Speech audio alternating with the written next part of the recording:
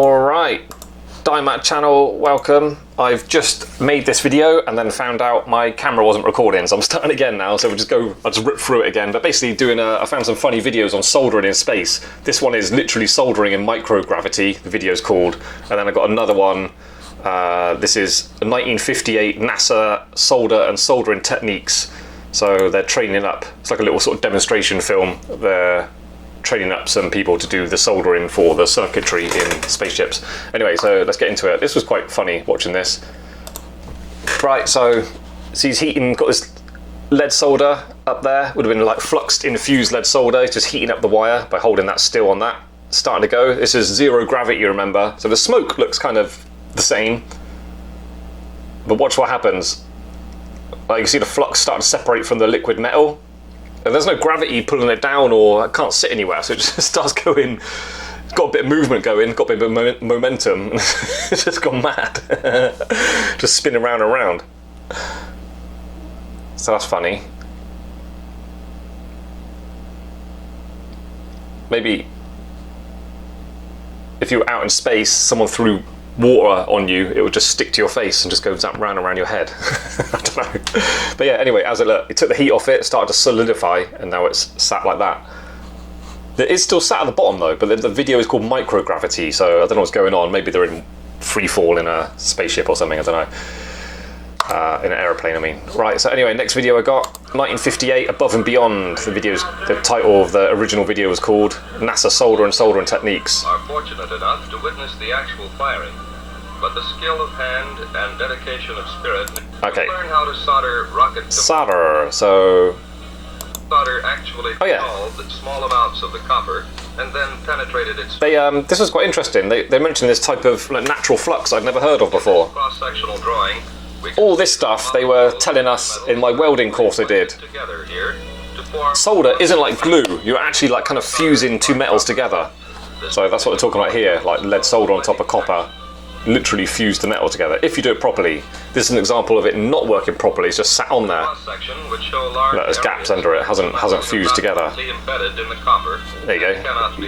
Can't be removed off. The other one, you can just pick it off.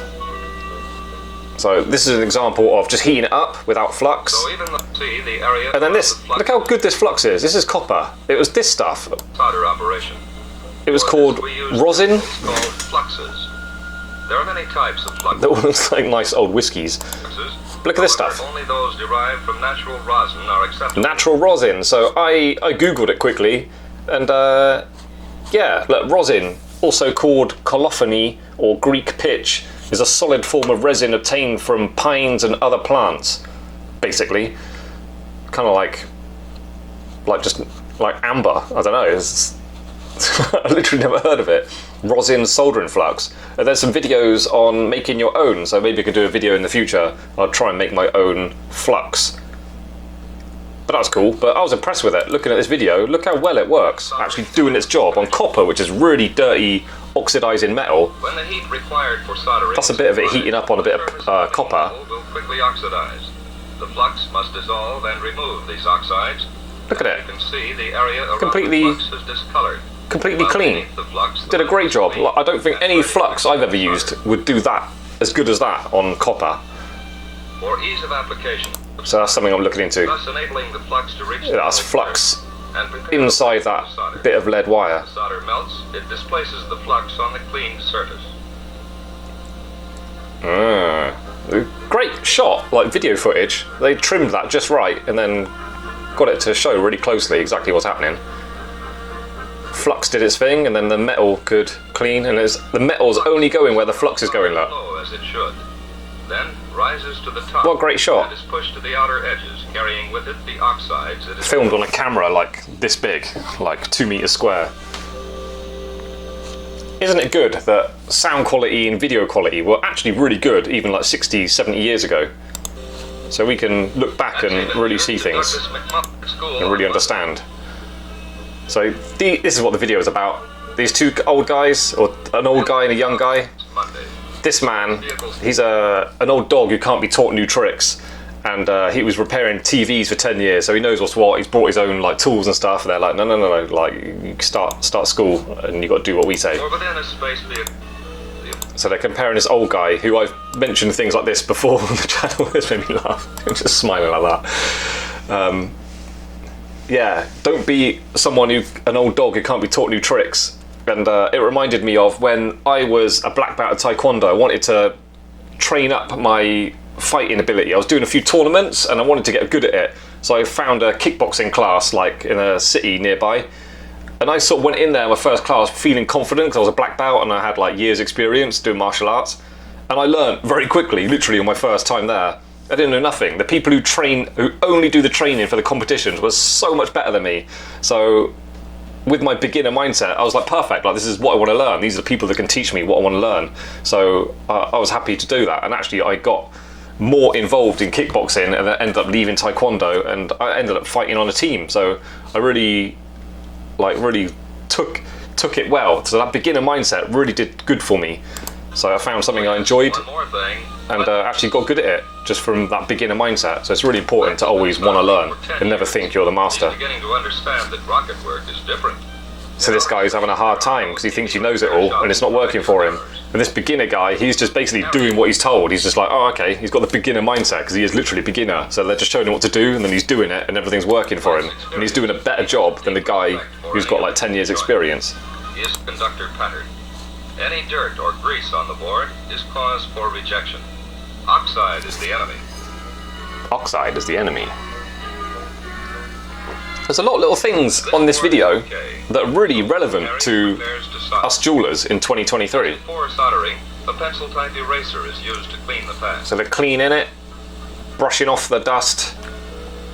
When cleaning the wire, he uses 2 typewriter erasers between a staple. A typewriter eraser. Mac 2 is gradually learning Old that school. proper tools are important. Now, Mac thinks he's all set to go. If you want to see the wrong way to go about it, watch this man of experience.